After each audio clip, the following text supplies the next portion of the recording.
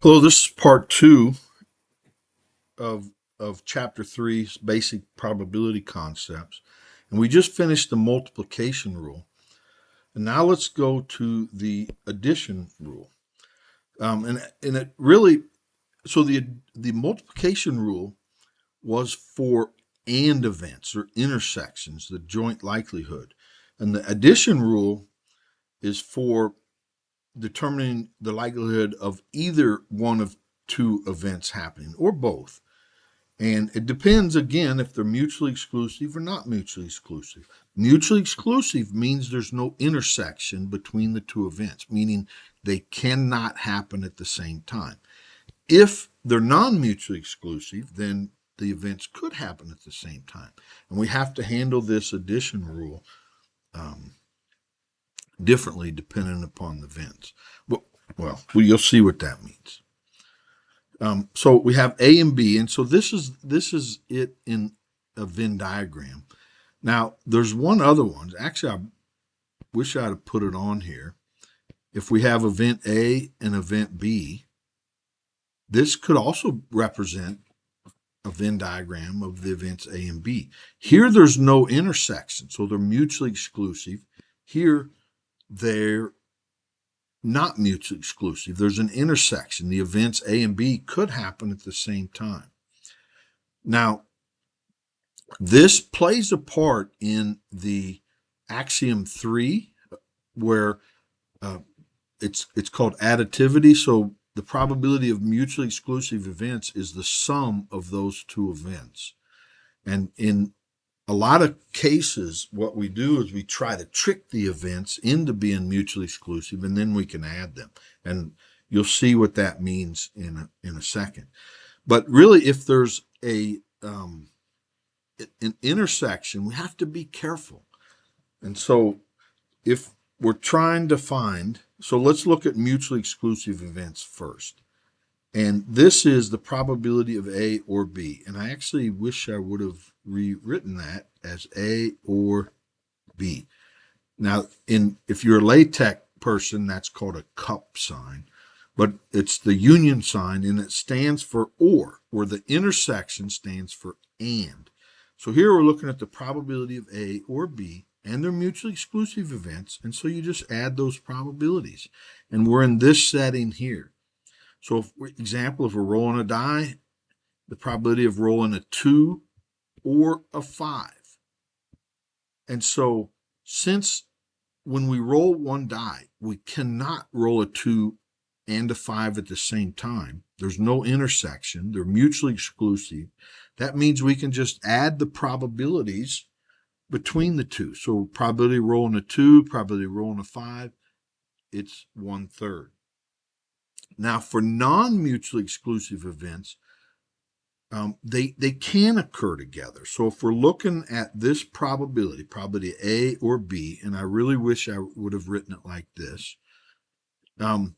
If we add the probability of, if we take the probability of A, and then we add it to the probability of B, we've added this piece twice, so we have to subtract it out once.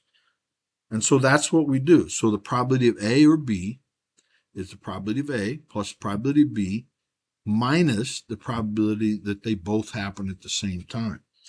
Now, really, you can just use this formula every time, whether they're mutually exclusive or not mutually exclusive events. Because if they're mutually exclusive events, then this probability is 0. And then we're back into this case. So if we're drawing a card from a deck, the probability of a king, or, so that's intersection, a club. So we are drawing a card. Now, they're mutually exclusive because we could draw the king of clubs, and then we satisfy both of these events, draw a king or draw a club. So to find this probability, we find the probability of a king, the probability of a club, and then we have to subtract out their intersection, the king of clubs. So the probability of king is 4 over 52. The probability of a club is 13 over 52. And in this intersection, the probability of drawing the king of clubs is 1 over 52. And so this is our probability. Now, as we've done before, I want to conduct an experiment, a simulation of these probabilities. So let's look at the roll a die experiment. So we're going to roll a die 100,000 times, which we simulate that by sampling a number from 1 to 6, and that represents the roll of a die. But if we do it 100,000 times, of course, we have to do it with replacement each time. That simulates the roll of a die. So this variable die.rolls is a vector of length 100,000, and it's full of numbers, and that represents 100,000 experiments of rolling a die. So we want to check to see if the number is in 2 or 5. If it is, then it's true. If it's not, it's false. So when we table these, of course, we want to look at the proportion, and that's our relative probability. So 0.333, which is what this is. That's 0.3, forever. Oh, little side note, 0.3 with the repeating bar, is 0.3333 forever. And that repeating bar is called a vinculum. So it's a 0.3 with a vinculum above it. And our experiment was really close. Now let's simulate the pick a card, and we're going to do it n times. So we're going to sample a number from 1 to 52. And now, if you remember in the previous video, we created a deck that was a data frame that was 52 rows by 2 columns. And in the columns, we had rank as one variable and suit as another. So if we randomly pick a number and then find that row in this variable deck that we created in the previous semester, we can look at that row and check its suit. Oh, and its rank. So if it's a K or it's a club, then we've satisfied the condition. So we take this one card, which represents, it's a number from 1 to 52, and it's a vector, of course, of 100, length 100,000, and we take the number, which represents the row of deck, and we're going to look at the suit and see if it's a club. Or, this is the or symbol in R. We're going to take the number 152, put it in deck, look at its rank, and if it's a king, then it's true. So if either of these is true, then we get a true. And so this where vector creates a vector of 100,000 trues and false where we have satisfied either drawn a club or a king. So we table it, and we get 0.30 something. And the probability we calculated was, 4/13, which our simulation is really close to the theoretical. Now let's look at independent events. Independence means that the occurrence of one doesn't affect the probability of other, and vice versa. Now, mathematically, this is the formula, right? So it's the multiplication rule for independent events. And what it means is the probability of event A and probability of B happening is just the product of the two individual probabilities. Now, conditional probability measures the likelihood of an event occurring given that another one has already happened, and it's defined as this. So it's the joint probability over the probability of B, so that's a normalizing constant. But however, if A and B are independent, then the probability of the probability of A knowing that B occurred, and since B is independent, is just really the probability of A.